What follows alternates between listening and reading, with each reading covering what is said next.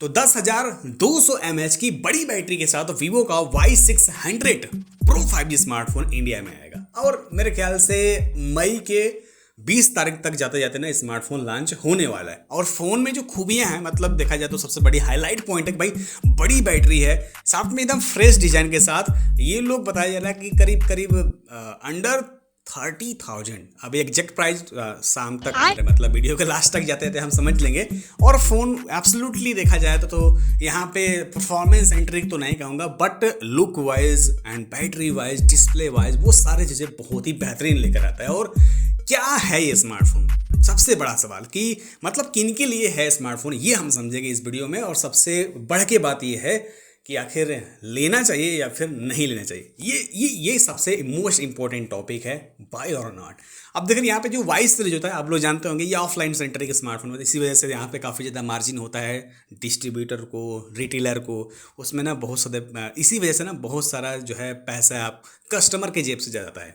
यूँ कहूँ तो थोड़ा सा महंगा फ़ोन होता है वाई सीरीज का, बिकॉज ऑफलाइन सेंटर। तो हम और आप मिलकर इस नए Y600 Pro का थोड़ा पोस्टमार्टम करते हैं कि है कैसा स्मार्टफोन। देखिए डिजाइन वाइज अगर आप चलते हैं तो मैं कहूँगा बहुत ही फ्रेश डिजाइन, मतलब यूनिक कहूँगा, थोड़ा सा प्रीमियम टाइप यहाँ पे वाइब आने वाली है। जो पीछे के साइड से जो कैमरा मॉड्यूल है अगर हम देखते हैं उसको, तो ताकि पीछे के साइड से जो बैक पैनल होगा वो होगा ग्लास फ्रेम, आपको जो है प्लास्टिक, आगे के साइड से फ्लैट डिस्प्ले के साथ मिलेगा, ड्यूअल कैमरा का सेटअप, और पोर्ट्स और बटन्स का हालचाल में आपको dual inner SIM slot, studio speaker, under display fingerprint scanner, optical वाला आईआर सेंसर मौजूद मिलेगा। तो इस प्रो वाले वेरिएंट में ये सभी चीजें आपको देखने को पक्का मिलेंगे। रही बात यहाँ पर जो इसके डिस्प्ले प्रॉपर्टी, लेकिन उससे पहले मेरा समझाने का तरीका या फिर कुछ भी आपको पसंद आ रहा है तो प्लीज यार चैनल सब्सक्राइब कीजिएगा, बेल आइकन जरूर दबाइएगा।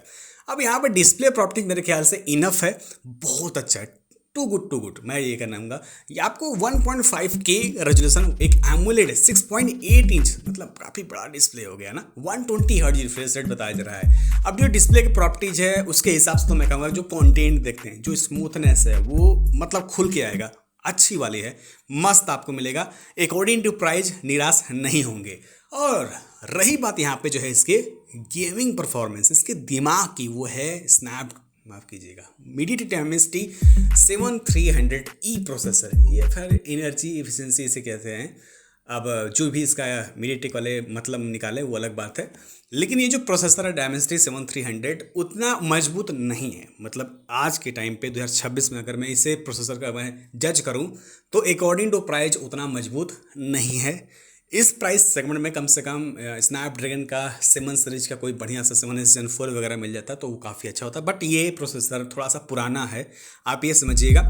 मल्टीटास्किंग वगैरह में कोई दिक्कत नहीं आएगी, बट जब आप गेमिंग की तरफ आप इसको सोचते हैं, अपने दिमाग में लाते हैं इस फ़ोन को, तो उतना तो ये अपने जो आपका हसरत है उस पर खरा उतर के नहीं आएगा। मतलब ये कहने का है कि गेमिंग आप हल्के फुल्के कर सकते हैं, मल्टीटास्किंग वगैरह बड़े अच्छे तरीके से आप ये समझ सकते हैं इस फ़ोन की औकात। रही बात यहाँ पर जो है इसके रैम रोम टाइप को लेकर, देखिए यहाँ पे मैंने हाल फिलहाल में नहीं सुना, थोड़ा सा हट के बात करते हैं। सैमसंग जो है ना LPDDR4 एंड 4X वाला जो रैम वेरिएंट होता है, रैम टाइप होता है ना, उसको डिसकंटिन्यू कर रहा है। तो एक अच्छी बात है कि 5X या 5 वाला रैम टाइप आपको इन फ्यूचर देखने को मिलेगा। फ़ायदा इसका ये होगा कि थोड़ा सा फ़ोन फास्ट चलेगा, अच्छे दिनों तक चलेगा, अच्छे दिनों से मतलब मोदी से मत समझिएगा, मतलब लंबे समय तक चलेगा। और थोड़ा सा दुख की बात ये रहेगी कि फ़ोन थोड़ा सा महंगा हो जाएगा, क्योंकि भाई नई टेक्नोलॉजी R5 एंड R5 में जाएगी। तो अब यहाँ पे मेरे ख्याल से LPDDR4X वाला रैम टाइप ही देखने को मिलेगा एंड स्टोरेज टाइप UFS 2.2, हो सकता है UFS 3. हाँ UFS 3.1 देखने को चांस है। तो 128 GB से स्टार्टिंग हो जाएगी। और ये जो 4X एंड UFS 3.1 कॉम्बिनेशन मैं कहूँगा अकॉर्डिंग टू प्राइस ज़्यादा फास्ट नहीं है, बट काम चल जाएगा, ज़्यादा स्लो भी नहीं कहूँगा, ये आप समझ सकते हैं, एकदम एवरेज टाइप है ये कॉम्बिनेशन 4X एंड UFS 3.1 का। और रही बात यहाँ पे जो OS और OS अपडेट पॉलिसी, एंड्रॉइड 16 के साथ मिलेगा, ओरिजिन OS 6 के साथ मिलेगा, बहुत सारे कस्टमाइजेशन एंड AI फीचर्स भरपूर मात्रा में मिलेंगी, ये आप समझिए। और काफ़ी ज़्यादा हाई भी मचाएगी ब्रांड की तरफ से इस सीरीज में, इस फ़ोन को लेकर कि हाँ इसमें ये फीचर्स है, फलाना फीचर्स आएगा, हाँ ये आप समझ सकते हैं। तो ये चीज़ें आपको देखने को मिलेगी OS में। हाँ अपडेट पॉलिसी मेरे ख्याल से 2 ही साल मिलेगा वाई सीरीज में, ये थोड़ा सा दुखदाई हो सकता है, अकॉर्डिंग टू प्राइस 3 साल मिल जाएगा तो बहुत अच्छा होगा, बट 2 साल आप इसको कंफर्म समझिएगा। और रही बात यहाँ पर जो है इसके बैटरी पैक और चार्जर, माँ कसम बहुत ही तगड़ा चीज़ यहाँ पे देखने को मिलेगी आपको। मतलब एक बार चार्ज कर देते हैं, लगभग आप नॉर्मल यूजर्स हैं तो आप मान के चलिए 3 दिन आराम से फ़ोन चल जाएगा आपका। मतलब कि 10,200 mAh की बड़ी बैटरी के साथ देखने को मिलेगा और 90 वाट का जो है चार्जर। बैटरी बड़ी है, चार्जिंग स्पीड आप समझिए, मतलब अगर मैं ओवर में बताऊँ तो एक मान के चलिए कम करीब 2 से 2 घंटे 20 मिनट करीब लग सकते हैं ये चार्जिंग होने में। तो मतलब चार्ज एक बार हो जाएगा तो आप 3 दिन के लिए तो आप छुट्टी हो जाएगा। तो ठीक है, बड़ी बैटरी मिलनी चाहिए। सैमसंग वाला थोड़ा सीखें और नथिंग वाला भी थोड़ा सीखें। रही बात यहाँ पे जो कैमरा सिस्टम को लेकर, वैसे क्या सोच रहे हैं यार, 2 कैमरा का सेटअप है मेरे ख्याल से यहाँ पे 50 मेगापिक्सल प्लस OIS एंड एक और सेंसर है, इसके बारे में कुछ मैं खुल के कह नहीं पाऊंगा, बट ये 2 मेगापिक्सल ही चांस हो सकते हैं। 8 मेगापिक्सल अगर अल्ट्रा वाइड रहेगा तो मज़ा आ सकता है, लेकिन 2 मेगापिक्सल अभी के टाइम पे अपने दिमाग में आप डाल दीजिएगा। हालांकि 50 megapixel plus OIS as a confirm, आगे के साइड से भी 50 मेगापिक्सल ही देखने को मिलेगा, तो कैमरा लवर्स के लिए थोड़ा सा अट्रैक्ट कर सकता है। बाकी देखा जाए तो IP69 तक की रेटिंग आपको देखने को मिलेगी। और ये पूरी जानकारी इस स्मार्टफोन के बारे में हो चुकी है। अब आप बताइए कि इसका प्राइस कितना हो सकता है। और हाँ, नियमिताई की वो मतलब भारत सरकार की वो भारी भरकम टैक्स को जोड़कर बताइएगा। अब मेरे ख्याल से इस स्मार्टफोन का प्राइस अराउंड 30,000, 29-28 हज़ार के आसपास होगा।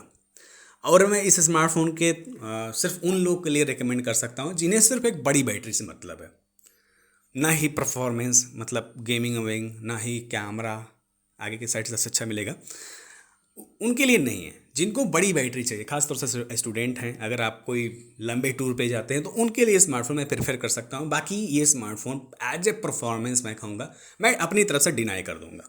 बाकी मैं अपनी तरफ से राय सलाह ये दूंगा कि वीवो का वाई सीरीज है तो थोड़ा सा आप दूर हटिएगा, क्योंकि भाई परफॉर्मेंस में मिलता नहीं है।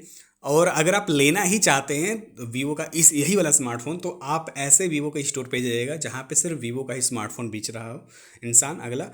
और आप लोकल में लेते हैं, अपनी नज़दीकी में छोटे मोटे दुकान पर लेंगे तो वो कम से कम इस 30,000 वाले स्मार्टफोन पे लोग 6,000 रुपये कमा लेते हैं भाई। मैं खुल के बता रहा हूँ अंदर की बात। तो ये आप सोचिएगा कि थोड़ा सेल का इंतजार कीजिएगा, कहने का मतलब, और अच्छे रिटेलर के यहाँ जाइएगा। बाकी ये स्मार्टफोन जैसे मैंने कहा उनके लिए है जिनके चाहिए एक बड़ी बैटरी, और अप्रैल या मई महीने में ये लॉन्च हो जाएगा। पूरी जानकारी यहाँ पे हो चुकी है इस स्मार्टफोन के बारे में। और आपके दिमाग पे कोई और सवाल वगैरह होंगे कमेंट बॉक्स में जरूर लिखिएगा। तब तक के लिए जय हिंद, जय भारत, साइनिंग आउट।